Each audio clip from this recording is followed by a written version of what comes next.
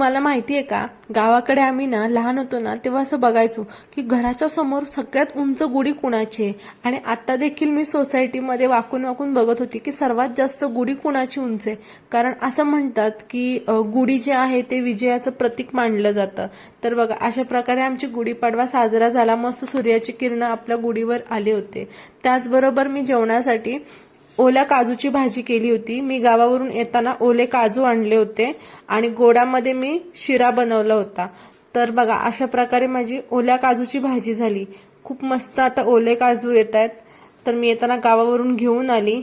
मस्त अशी भाजी केली आणि त्याच्यामध्ये मी थोडासा सुहानाचा पनीर टिक्का मसाला टाकला होता, ज्याच्यामुळे रियांशला ही भाजी खायला खूप जास्त आवडते. विकणाऱ्या मावशी मला बोलल्या की 200 रुपयाला 100 काजूच्या बिया.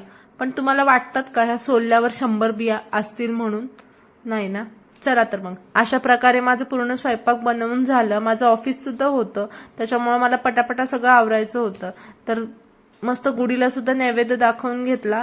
त्याच्यानंतर आम्ही सुद्धा मस्त असं जेवण केलं आणि जेवणासोबत मी मठ्ठा सुद्धा बनवला होता. कारण आता गरमी वाढले तर असे काही ताक, मठ्ठा ह्या गोष्टी तर बनतातच. चला तर मग, कसा वाटला ब्लॉग नक्की लाईक करा, कमेंट करून सांगा. बाय.